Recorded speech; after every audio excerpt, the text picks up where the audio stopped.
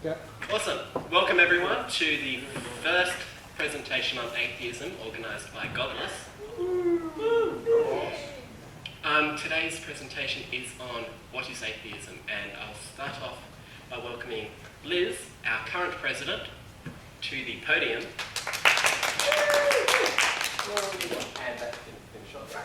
No, I was wondering what you're saying. Okay, so my name is Liz. I took over the presidency of Godless at the start of the year and will be passing it on to somebody in the next few months. When I was asked to talk today, I had honestly no idea what I was going to say. It wasn't until I actually started thinking about what I needed to write that I realised I actually needed to write this and I needed to do this. By that I mean I've never really thought about what atheism is to me because I've never really come to a point where I realised I was an atheist. I was brought up in a household where it was my choice. I was never told that there was a God. I was never told there wasn't. I went to youth group. I had great friends who were religious, so it's kind of an own decision and one that I never realised I'd made. So to explain what atheism is to me, I should probably start with a definition. That kind of helps, and I'll work my way forwards from there. And I think I'll include agnosticism as well, because I probably should. Right, the Oxford Dictionary defines atheism as the theory or belief that God does not exist. At least that's what my edition says. And an agnostic is a person who believes that nothing is known or can be known of the existence or nature of God or of anything beyond material phenomena. So basically a quick and nasty summary of that, and one that's going to irritate Scott, but he's not here to hear it, is that atheists believe that God doesn't exist and agnostics believe that we can never know if God does exist. It doesn't mean, as many people tell me, that atheists and agnostics are anti-religion. It just simply means that we don't believe in God. For simplicity's sake, for the rest of my little talk, I'm going to refer to atheists and agnostics as atheists. It's just easier. Well, it encompasses both, it's easier. Anyway, so those definitions are broad, and a bit like religious definitions, everyone who follows atheism, if you could call it that, is different. No two people are the same. Each person who doesn't believe has come to where they are from a different path, and no two atheists believe exactly the same thing. This is why the seminar will be focusing on three people, not just one. The only thing uniting us really is the common belief, or lack of belief in God. Right, so what does it mean to me? Well, in thinking about this, I decided that the easiest way to address it would be possibly to raise some arguments that have been put forward to me, and also some misconceptions, of course, over the years. And I'll start with people telling me that atheism is a religion. This is a contentious issue, as shown in our AGM, when we actually had to vote on this.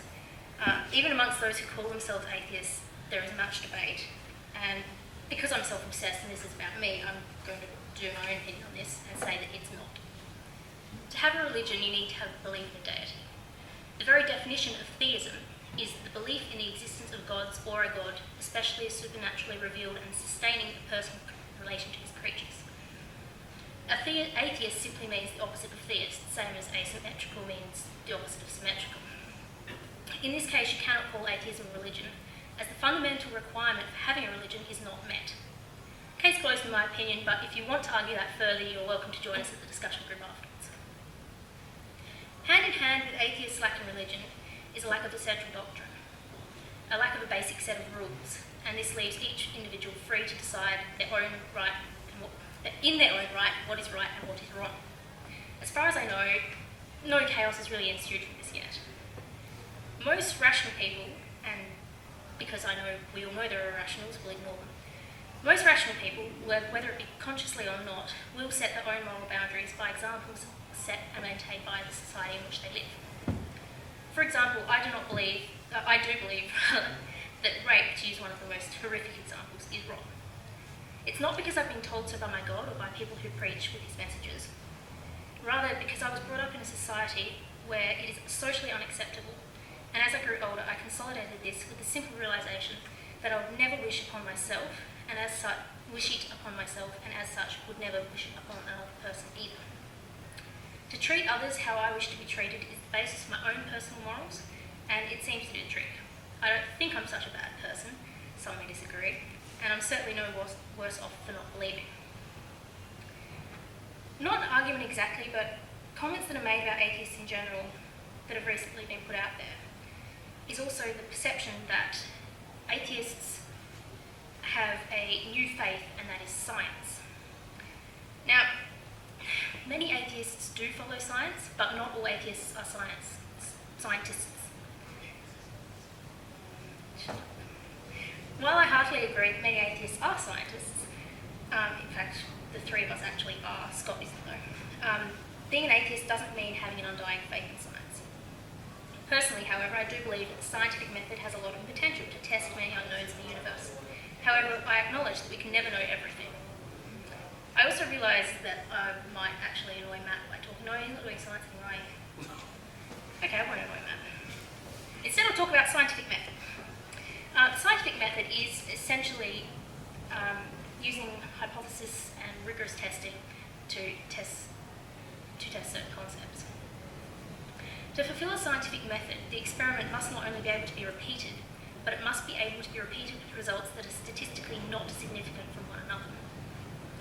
In addition to this, all possible alternative possibilities need to be exhausted before any theory can be proved. This is one of the reasons we say nothing can ever be proved in science. This in itself prevents humanity from ever proving the existence of a God, as how can you test for miracles or the presence of a God, let alone think of and test for all the other possible causes for the events that this has. Don't know where I'm going with that.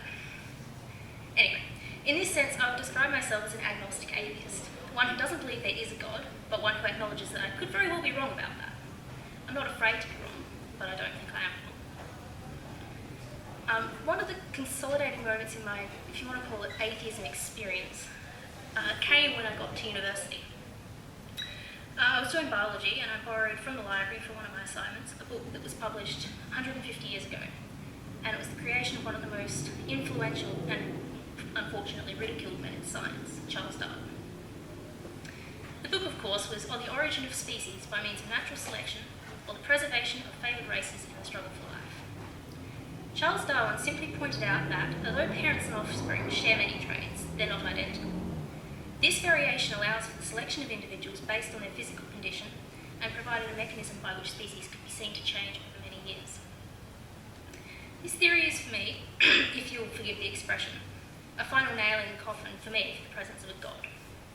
Not because I believe what somebody wrote over 150 years ago, rather because I can still use the concepts presented to me in this work to explain the phenomena I've seen in my own lifetime, and it does so in a way that I find more satisfying than simply writing these things off to the supernatural.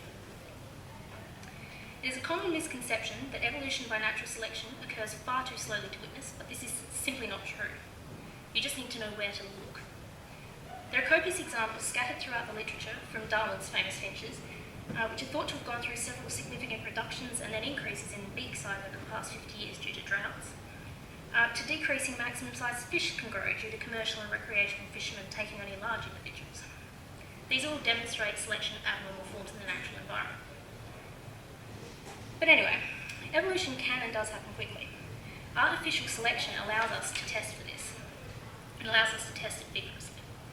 I even have done so at home, and this is one of the reasons my atheism is as strong as it is. Those who know me well know that I keep chickens. I've done so for as long as I can remember. When I was 7, I was given a beautiful pair of black silky hens, and as they do, they bred. Now, traits with silkies, they're very different to normal chooks. They're fluffy looking, they've got big pom-poms, 5 toes, where normal chooks have 4. They have rose combs, and they're very small. Well, when they bred, the rooster we had at the time wasn't a silkie, it was just a normal chook. And the chicks produced, of course, had some traits from the mother and some from the father.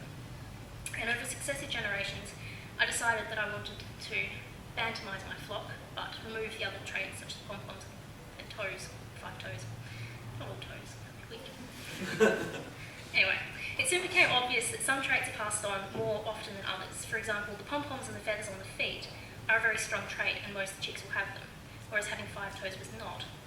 This perfectly demonstrated the heritability of different traits, and because I'm a nerd, I did continue this and try and get my small chickens. And I've almost succeeded, except for the fact I had a fox come and eat them all.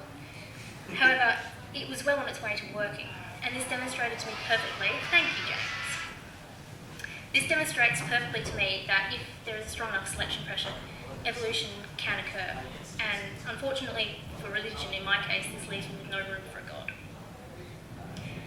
The final thing about my atheism that people often ask me and find difficult to understand or come to terms with is the big one. It's what happens when you die. In my opinion, the simple answer to this is nothing.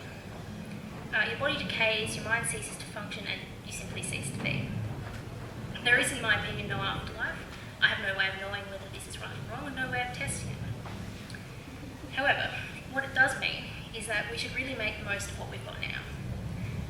Atheism to me is the freedom to live life like there's no tomorrow, to love it and simply to have fun. And that is atheism.